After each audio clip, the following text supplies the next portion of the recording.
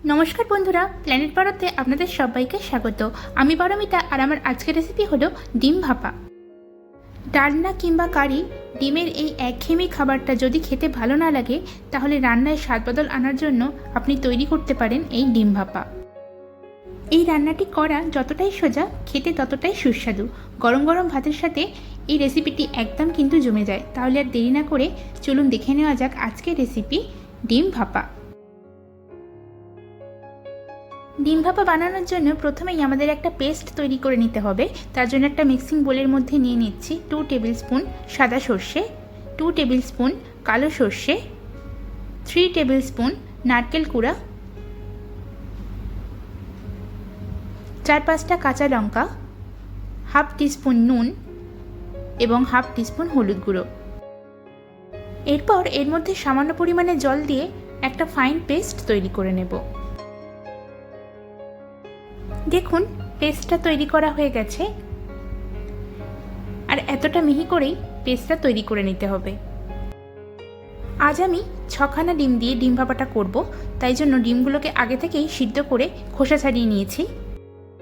এখন প্রত্যেকটা ডিমের চারিদিকে এইভাবে একটা ছুরির সাহায্যে চিড়ে নেব, যাতে ডিমগুলোর মধ্যে মশলাটা ভালোভাবে ঢুকতে পারে সেই জন্য। অন্যদিকে একটা কড়াই গরম করে নিয়েছি, তার মধ্যে কিছুটা পরিমাণ সর্ষের তেল নিয়ে নিলাম। এখন ডিমগুলোকে হালকা এপিট ওপিট করে 2-1 বার ভেজে নেব। ডিমগুলো সামান্য ভেজে ডিম ভাপা করলে ডিম ভাপার টেস্টটা কিন্তু অনেকটাই বেড়ে যায়। দিয়ে দিচ্ছি সামান্য পরিমাণে নুন এবং খুব সামান্য পরিমাণে একটু হলুদ গুঁড়ো। তবে বেশিক্ষণ ধরে ডিমগুলোকে আমি ভাজবো না, মিডিয়াম ফ্লেমে হালকা 2-1 সেকেন্ড নাড়াচাড়া করেই ডিমগুলোকে আমি একটা অন্য পাত্রের মধ্যে তুলে নিচ্ছি। ডিম ভাপাটা করার জন্য আমি এরকম একটা টিফিন বক্স নিয়ে নিয়েছি। এখন আগে থেকে পেস্ট করে রাখা মশলাটা এই টিফিন বক্সের মধ্যে আমি নিয়ে নিচ্ছি আর মিক্সার জারটা ধুয়ে কিছুটা পরিমাণ জল এর মধ্যে দিয়ে দিচ্ছি।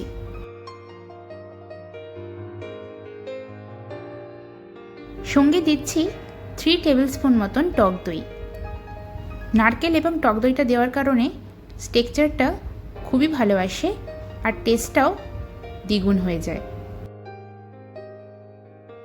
দিচ্ছি 1 টিস্পুন নুন এবং হাফ টিস্পুন হলুদ গুঁড়ো।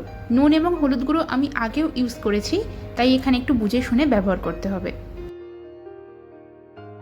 যেহেতু আমি এখানে টক দই ব্যবহার করেছি, তাই তার টকটা ব্যালেন্স করার জন্য দিচ্ছি হাফ টিস্পুন মতন চিনি। তবে এটা সম্পূর্ণ অপশনাল, এটা আপনারা ইউজ করতেও পারেন নাও পারেন। ডিমগুলো ফ্রাই করার পর যে তেলটা অবশিষ্ট থেকে গিয়েছিল সেটাও এর মধ্যে নিয়ে নিচ্ছি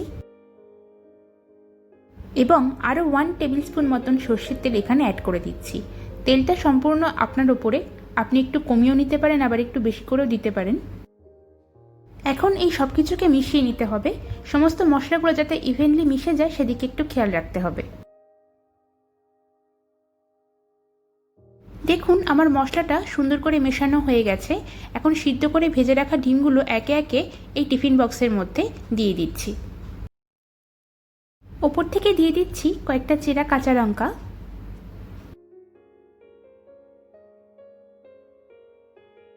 আর দেখুন আমি ডিমগুলোকে মশলার সঙ্গে কোট করে নিয়েছি। এইভাবেই ডিমগুলোকে মশলার সঙ্গে সুন্দর করে মিশিয়ে নিতে হবে। এখন টিফিন বক্সের ঢাকনাটা আমি বন্ধ করে দিলাম। অন্যদিকে একটা কড়াইয়ের মধ্যে কিছুটা পরিমাণ জল নিয়ে নিয়েছি। এখন টিফিন বক্সটা এই কড়াইয়ের মধ্যে বসিয়ে দিচ্ছি। আর দেখুন জলের পরিমাণটা, জলটা যেন খুব কমও না হয় আবার বেশিও যেন না থাকে, কারণ জল যদি বেশি হয়ে যায় তাহলে ফুটতে ফুটতে টিফিন বক্সের ভিতরে ঢুকে যাওয়ার সম্ভাবনা থাকতে পারে।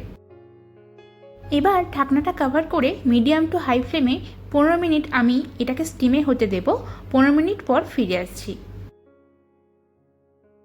15 মিনিট হয়ে গেছে, আমি ঢাকনাটা সরিয়ে নিচ্ছি। দেখুন জলটা অনেকটাই কমে এসেছে। এখন আমি গ্যাসের ফ্লেমটাকে অফ করে দেব এবং আবারও ঢাকনাটা কভার করে 10 থেকে 15 মিনিট একটু স্টিমে রেখে দেব। তারপর আমি সার্ভ করে দেখাচ্ছি। দেখুন তৈরি হয়ে গেছে আমাদের আজকের রেসিপি ডিম ভাপা। এটা দেখতে যতটা সুন্দর হয় খেতেও কিন্তু ততটাই সুস্বাদু।